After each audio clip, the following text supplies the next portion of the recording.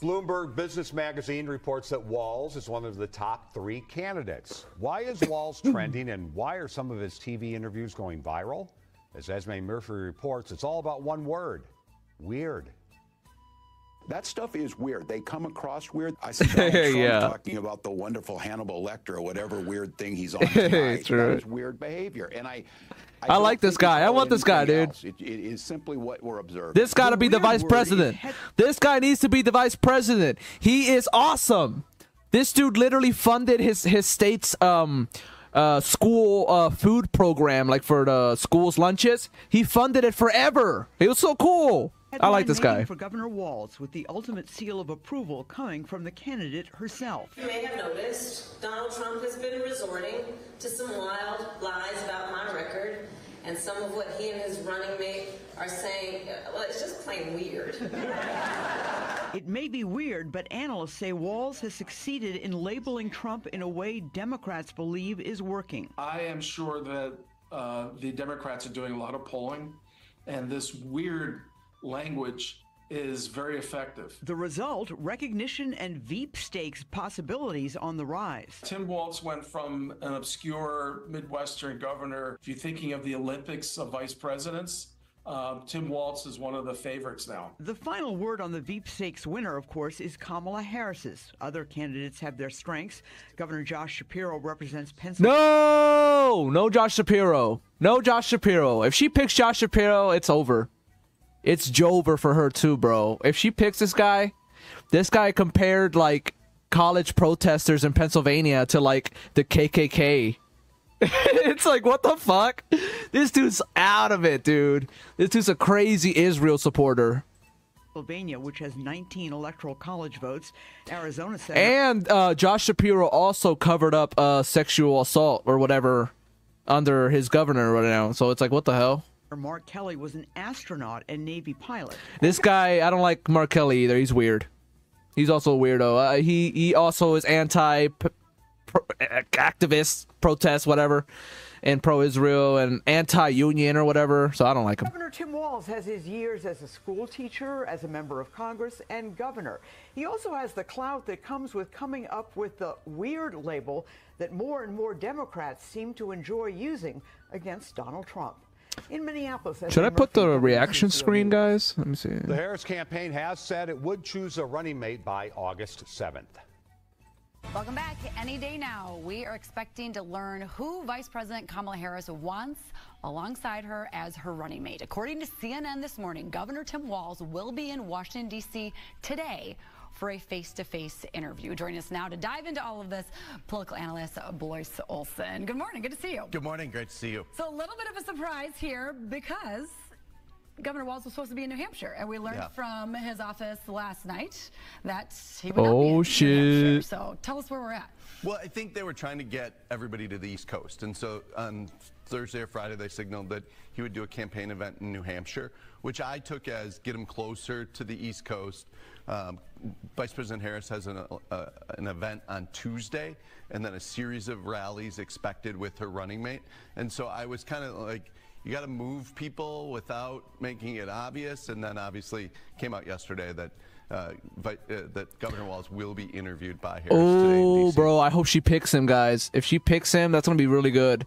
He's like this generation's Bernie Sanders. You can kind of look at it like that, if you're into that. Because of course, he's not the only one being face-to-face interviewed, according to the couple of sources from CNN. But also, that first campaign stop Tuesday evening is in Philadelphia, Pennsylvania, which is Shapiro's home state, and he canceled his campaign events for the weekend a few days ago. Exactly. I think Governor Shapiro, Governor Beshear, some of the other candidates have been a little more forward in their cancellations than Governor Walz, and you can't read too much into it, but you want to. You want to like take every little nugget and say that. I think the one thing that Governor Walz has done maybe, or supporters of Governor Walz has done differently than the other candidates is he's actually, people are campaigning for him. Yesterday, Bernie Sanders was in town campaigning for Ilhan Omar. he came right out and said, I think it should be Tim Walz. Hey, let's go. Other people have done that. Let's go, and dude. So there is this sense of momentum that Governor Walz has this populist. He's the populist choice. Yeah, yes. Minnesota is not necessarily a battleground state, and some of the other top contenders are. So talk more about strengths and weaknesses. What does the vice presidential nominee get you? It gets you support in your home state. Other than that, there's not a lot to look into. Pennsylvania is definitely a must-win for both the Trump campaign and the Harris campaign if they want to be the nominee. Harris's numbers have shifted compared to Biden's, and so she's doing better in Michigan, for instance, than Biden. I mean, look, Andy Bashir, this Bashir guy, he's really good too. I think he'll be all right if she doesn't pick Walz. But I want these two. Walz and Bashir, none of these other weirdos over here. Not no Buttigieg. No Buttigieg. We don't need a Buttigieg, dude. There's never just one thing, I like to say. There's going to be multiple reasons why it's that. He's a centrist. I don't like centrists, bro. As far as you know, how things could play out. I mean, it's all kind of. I mean, most of these people are centrists, but like, I want a centrist that actually passed good policy. Like, Walz actually helped kids, like school lunches and shit. I went to I'm not gonna tell you guys where I went to school, but anyways, I went to like a fucking shitty school, and the lunches there were bad. Tell you that. Hypothetical at this point, right. So we're kind of diving down that trail. But as far as who you could see as the top name, I mean, if it weren't Walz. Yeah, I think Shapiro is probably the top name by traditional standards, but it's 2024. Nothing's been traditional here, and so you can see that. There is also, Walz might help you in Wisconsin. It's a Midwest populism, and Wisconsin's another must-win for whoever wants to be the president. Again, asking hypothetical questions. Apologize, folks, but we're all just wondering in all these different directions. If Governor Walz were not to be tapped as the running mate, could you see a scenario where he's tapped to be, a cabinet lead, a secretary of something? I think that's true. I think a lot of people speculate. Thank you, Fox 9. I appreciate your coverage. Let's go check on this. I want to look this up. Governor Walz on school funding. And students. Oh, that's so sweet. We need him. We need him, bro. Come on. Taking a little time. If you really care about families, you want this guy. I think it's probably appropriate for those of us in this group, myself included, who have spent time in school lunchrooms. I want to make sure we thank our staff. Some of them are here today that we see earlier. That's so sweet, man. As a young teacher, we were tasked with a lot of things. Myself was taking tickets at the lunchroom as students went through. And I think those of us that have spent some time. Look at this guy's just zooming into everything. Like, what the fuck? The lunchroom for breakfast or lunch. He's just zooming in all weird. Nutrition, certainly a place to make sure that we had enough. Like a comedy skit. Was more like than some Key and Peele shit. It was a place to be with our peers. It was a place to socialize. It was a place to relax for students, a place to feel good, to laugh, to tell jokes. That's what the lunchroom was supposed to be. This bill today is making sure that every student can partake in all of those things. One, having enough food when they get to school, making sure that it's not a concern, but also making sure there's no stigma attached to understanding that sometimes food insecurity is a lot closer to us than we think. And I'm going to give a huge thank you. This is part of a coalition. Folks that are standing here across the spectrum, from health providers to activists to children's advocates to just numerous people who are here who have literally spent decades working on this issue of food insecurity and knowing that there are a lot of pieces to make sure that no one, especially no child, ever goes hungry in Minnesota. A land of bounty, a land of plenty, a land that feeds the world. We are certainly, and in just a few moments, going to guarantee by law, we will feed our children. We gotta do this shit, but like nationwide, all right? Lots of thank yous. If this were easy, it would have been done a long time ago. Because I'll guarantee you, the vast majority of Minnesotans agree that making sure every child has a full stomach when they come to school is something that they want. But it didn't get done. It didn't get done till certain people were in positions to make sure it got done. I'll start out by once again, and I'm never going to get tired of this, thanking the most effective Speaker of the House and Speaker Hortman that we have ever experienced. Hey. I don't know how good You're going to hear from the Speaker authors. Horton is. Is he You're going to hear good? from advocates. You're going to hear from fellow students who took it upon themselves to make sure that their peers were fed. But I do want to make note that while we're at wonderful Webster Elementary, we're also in the Senate district of the other leader that made this happen after all these years, Senator Dietzick. Hey.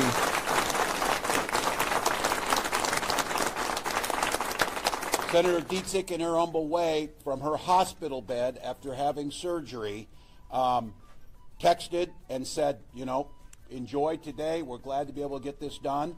And then said, and hurry back because we have more work to do. And so Senator Dietzick understands this. The legislators you're going to hear from, the advocates that are here, I just can't express enough how this makes such a huge difference. And to those families out there, all families, this just makes so much sense. The capacity to make it a little bit less stress on you, a little bit less cost on all of you. For the schools, a little bit less paperwork that you have to do. The assurance that somebody's not falling through the cracks because a busy parent didn't fill out the right forms. We're removing all of those barriers. How long It's is the as simple speech? as that.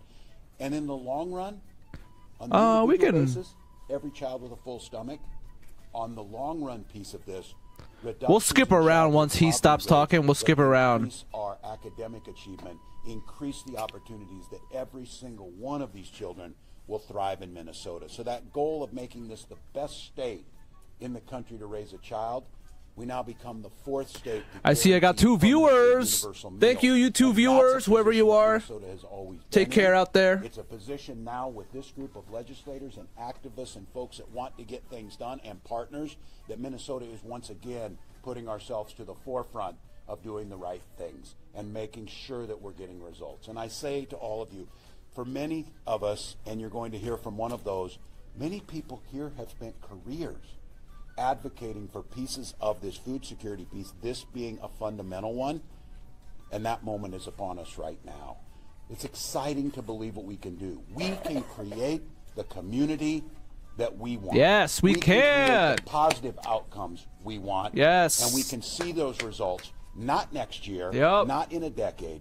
We can see them now. So to all of the people who made this happen, I can't express my gratitude enough. For the people of Minnesota, I hope the sense of what we've done together and what we can do collectively can make such a positive difference. Awesome. And someone who has spent her entire lifetime in this very space as the Executive Director of Children's Defense Fund, as an advocate in the legislature, as an advocate on the Minneapolis School Board, and now as our Lieutenant Governor, Peggy Flanagan. So I'm going to put this, right, you got those wiggles, that's okay. Have never met someone who is experiencing or has experienced hunger. Hi, my name is Peggy Flanagan, and I was 1 in 6 of those Minnesota children who experienced hunger. I am one of the children who grew up with a different colored lunch ticket because my family utilized free and reduced price lunch. Yup. We used what back in the day we used to call food stamps, which is now SNAP, to help put food on the table. And even with that assistance, there were nights where I ate and my mom said she simply wasn't hungry. It wasn't until I was an adult and I was a parent that I realized that she was lying to protect me from the reality of our food insecurity, that she was hungry. By providing free breakfast and lunch to all of our students, we are removing barriers and removing stigma from the lunchroom. We are helping family pocketbooks, especially for those one. Yeah, like this subject really hits home to me because I had to eat that. You know, I had like, whenever I could, we had the free and reduced lunch or whatever. But like, you know, once I got to high school or whatever, and I started going to a vocational school, there you had to kind of like pay, and that shit was expensive. poor who don't qualify for Expensive, financial man. assistance with school meals. And we were broke. We're We are poor. leading with our values that no child should go hungry. Let's see what else. All right, we'll skip ahead. Any kids want to say anything? Right here. Kids say stuff.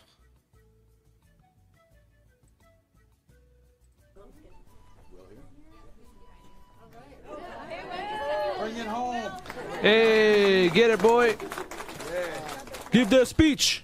So, my name is Will Lumpkins, and I'm a youth for Appetite for Change. And that's loud, ouch.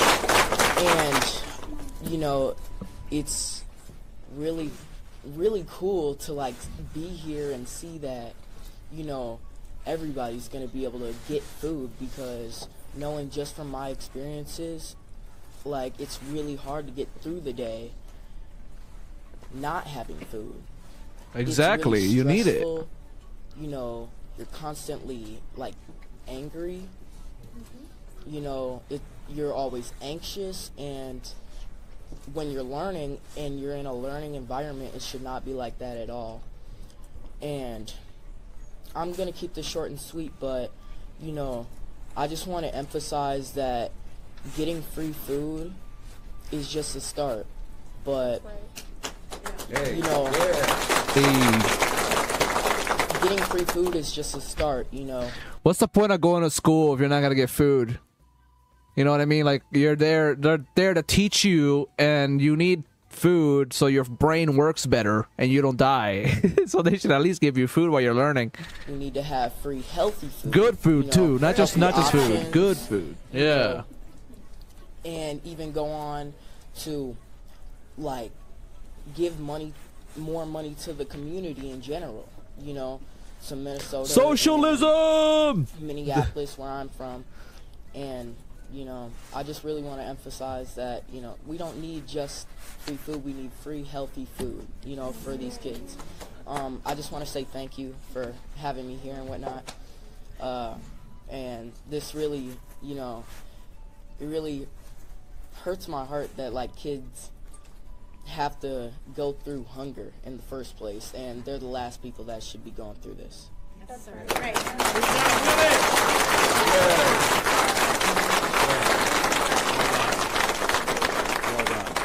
All right, Tim, give your last speech.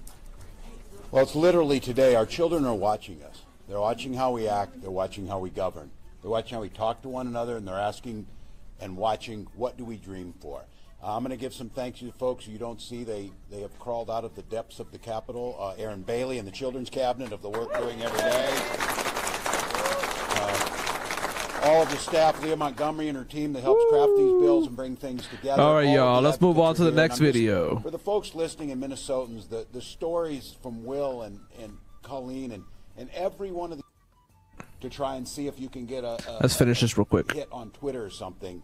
This is truly about doing what's right for the future. So with that, see how this works? I'm going to sign that, and it's going to become law. Are you ready? Let's go. I know, sit there. Sign that shit! Just let me take the seat. I hope Kamala Harris goes crazy and signs a bunch of good stuff like this.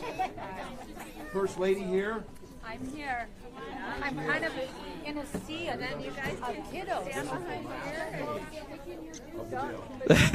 All of those folks worked on it, and they voted and raised their hand. Hey, will you explain how you're going to sign it? That's what I'm doing. Yeah. Can you tell she's a teacher? Yeah. English teacher. Yeah. All right. So they passed this. You heard that from the Speaker of the House, Wortman, and then the Senate. And then they pass it. And they get it together, make sure it's the same, and then they vote on that and it's the same.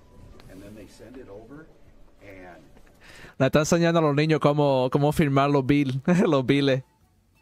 That's crazy, yo. That's so cool. President of the Senate signs it, Secretary of the Senate, Chief Clerk of the House of Representatives, and then this guy, he does all the hard work. He writes this up. So what I do now is I use these pens. They're special for this, and I sign it. And there's going to be 4 of them because we're going to give these pens out to a few of those people back there. So I I sign my name like one letter at a time. You ready? That's a very sloppy T. Very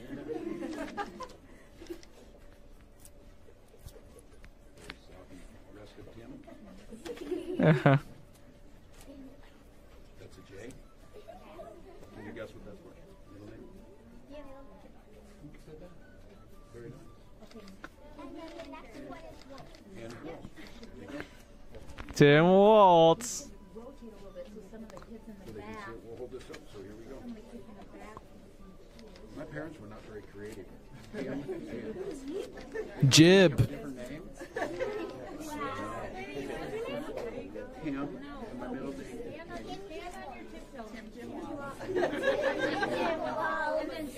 I feel like you should have voted for my parents. They should have called me Rick. It is now law.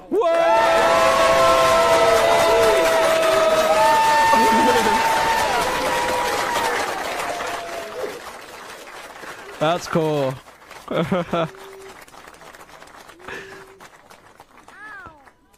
Oh. That was super loud. I'm sorry, guys. Oh, that's so cool, man. I like this guy. I like this guy, man.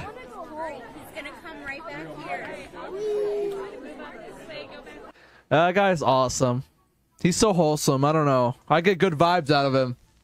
All right, so this Tuesday, buckle up because we are supposed to find out who Kamala Harris's running mate is going to be. Now, she's holding this rally with her running mate in Philadelphia. Is that a bit of a hint into who she's choosing? Is it possible that she's choosing Josh Shapiro? Tim Walz, because I think, look, if you're Kamala Harris, this is an easy decision. Tim Walz, you pick him, liberals are going to be fine with it. Lefties will be ecstatic because this will feel like an olive branch being extended to them, which is something we rarely get. I agree. Biden kind of tried to do that with elected lefties. Kamala needs to continue to try to repair this relationship between the left and the Democratic Party because it's badly damaged right now.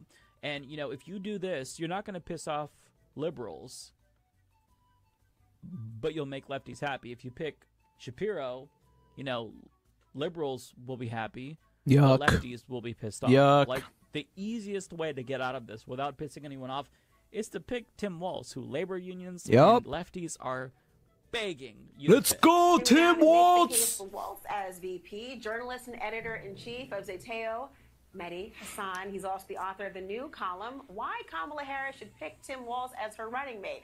To the point, Mehdi, nice to have you on. Thank you so much. I mean, you've been kind of Walz-pilled, as they say, like so many who are now backing the Minnesota governor for VP. Why do you think he should be the one?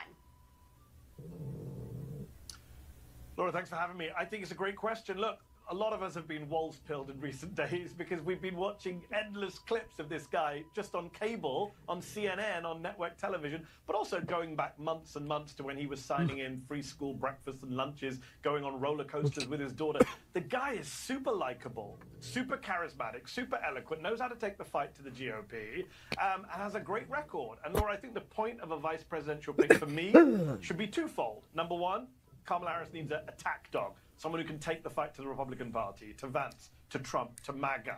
And number two, someone who can mobilize the base. She's done a great job of getting enthusiasm back in the Democratic Party. You need to build on that. You don't want any kind of candidate who's going to demobilize that base. And I think Walz wins on both counts. He's great at taking on the Republicans. He's America's fun uncle. He's amiable. He's snarky. He has a way with words. Tim Kaine, he ain't. And I don't think the Democrats want another Tim Kaine from 2016. So hell nah. All of that stuff that I love. I'm a guy who loves a good debate, a good rhetorical fight. He's great at that.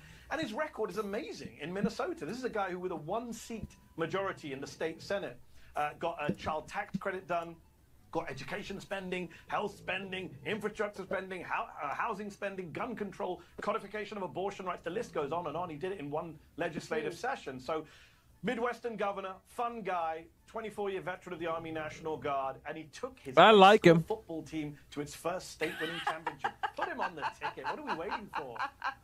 Man, you described Minnesota nice, and now a football story. There's a slow clap coming from someone in somewhere in the world. Let me ask you, though, Mehdi, about that particular record as governor.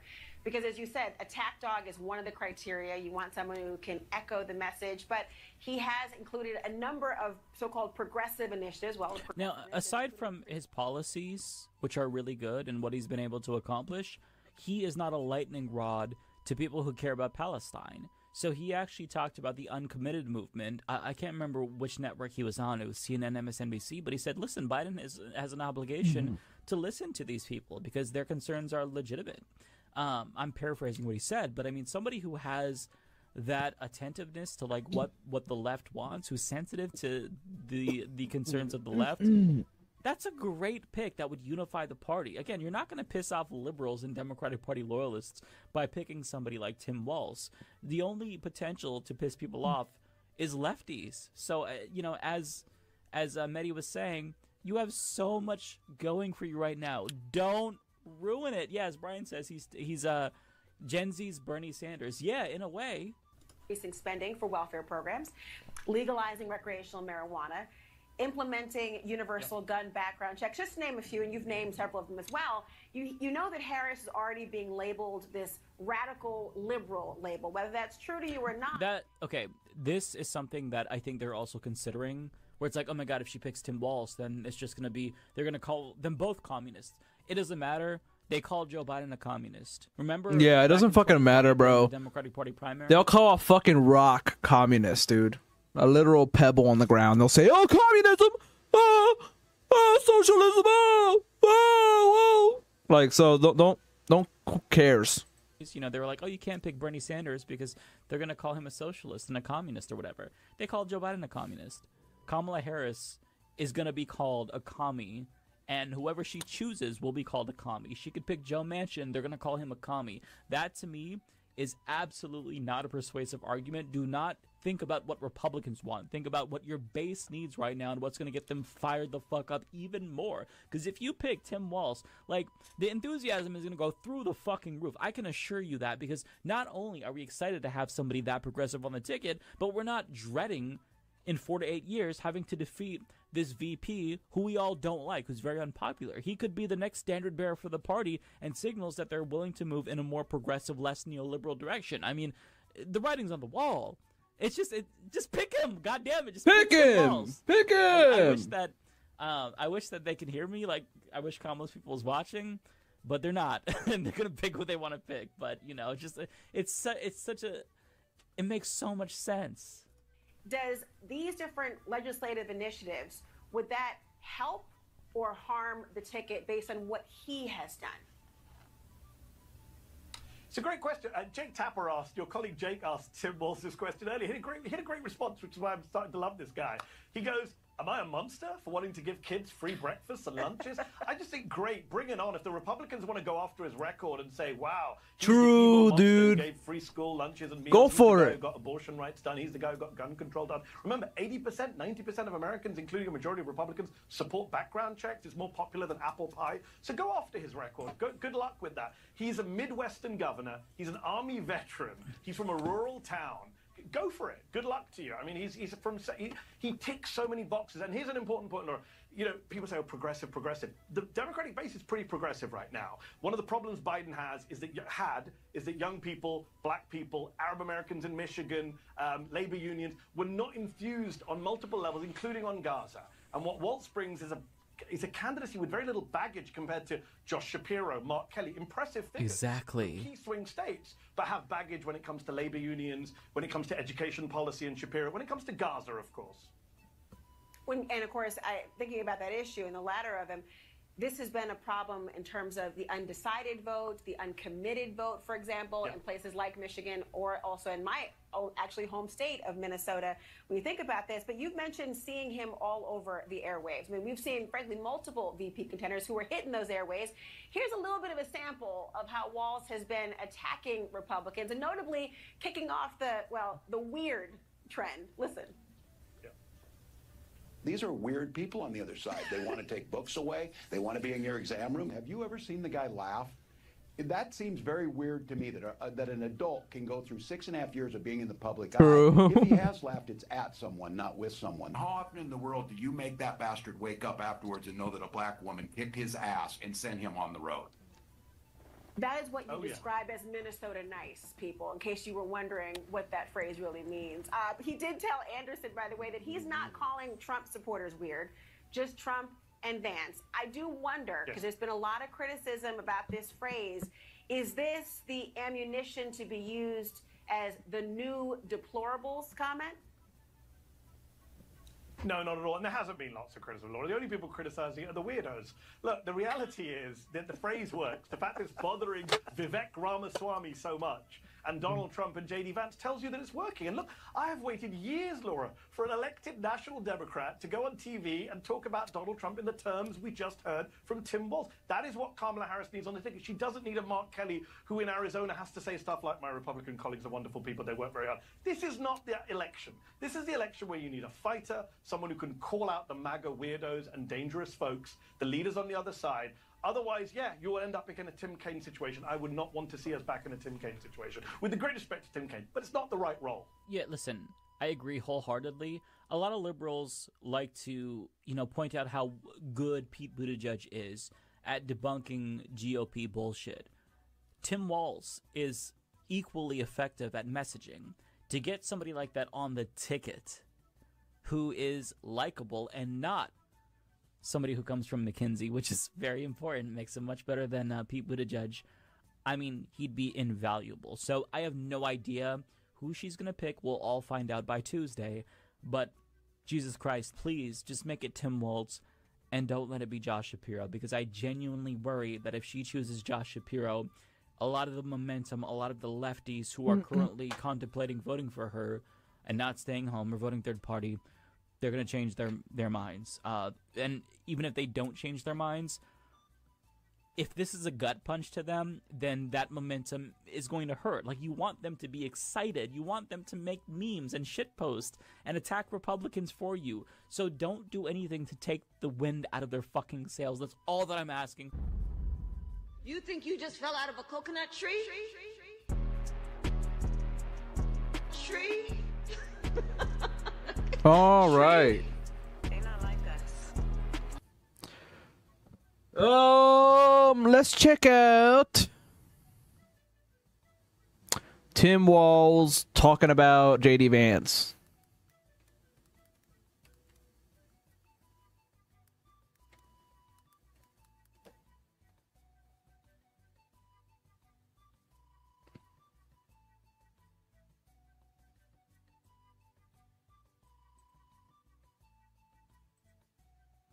Now let's go to Minnesota's Democratic Governor Tim Walz. He is the chair of the Democratic Governors Association and the co-chair of the DNC Rules Committee, which tomorrow will set the dates for the nominating process. Thanks so much for being with us. Donnie Deutsch is with us on set in New York and has the first question. Donnie. Governor, nice to chat with you. Minnesota, which for decades, of course, has gone very blue.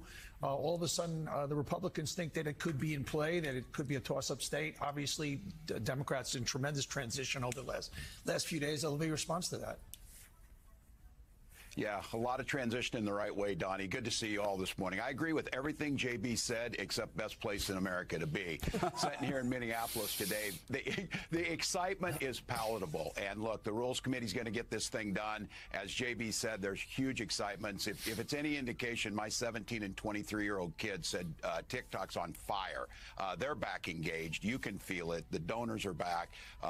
And look, Minnesota's always closer than people think. But look, since 72, we've made the right pick. We made the right pick with Mondale. We're going to stick with making sure that that President Harris will come through Minnesota. We'll deliver our 10 electoral votes. Governor, it's Lauren Leader. I wanted to ask you, I think that Minnesota is such an interesting sort of analogy for the country, right? You've got the big cities, you've got rural parts of the state, and you have been steadily moving to be this blue Democratic trifecta. What have you learned in bringing together the rural and the urban voters in your state that you think the Harris campaign can use to really engage some parts of America that have really turned quite red, particularly the rural parts of the country? What should they take from the Minnesota story? Yeah, the Midwest is the key. And look, I represented Joe was talking about Steve King. My district bordered Steve King's, and on the other side was Michelle Bachmann. What I know is that people like J.D. Vance know nothing about small-town America. My town had 400 people in it, 24 kids in my graduating class, 12 were cousins, and he gets it all wrong. It's not about hate. It's not about collapsing in. The golden rule there is mind your own damn business. Their policies are what destroyed rural America. They've divided us. They're in our exam rooms. They're telling us what books to read. And I think what Kamala Harris knows is bringing people together around the shared values, strong public schools, strong labor unions that create the middle class, health care that's affordable and accessible. Those are the things. You look what they're talking about. They went right to division. They did not give us a plan on health care. Donald Trump talked about infrastructure. Joe Biden and Kamala Harris built bridges, built roads. So I think this is going back to the bread and butter, getting away from this division. We do not like what has happened where we can't even go to Thanksgiving dinner with our uncle because you end up in some weird fight that is unnecessary. And For real. Bringing back people together. Well, it's true. These guys are just weird. And it's, you know, they're running for He-Man Women Haters Club or something. That's what they go at. That's not what they're interested in. And there is angst because robber barons like J.D. Vance and Donald Trump gutted the Midwest, told us we didn't do that. They talk about private schools. Where in the heck are you going to find a private school in a town of 400? Those are public schools. Those are great teachers that are out there making a difference and gave us an opportunity to succeed. That angst that J.D. Vance talks about in Hillbilly Elegy, none of my hillbilly cousins went to Yale, and none of them went on to be venture capitalists or whatever. It's not who people really are. So I think that message doesn't resonate. You saw it yesterday. The energy out here exploded. We all broke fundraising records, but that's not what I look at. Door knocks are full. Phone banks are full. People are talking about what's possible. We are finally on offense about an America where we're all together. So good. Have Orban down to Florida. Yeah, let's go. Come out here and stand in a Planned Parenthood.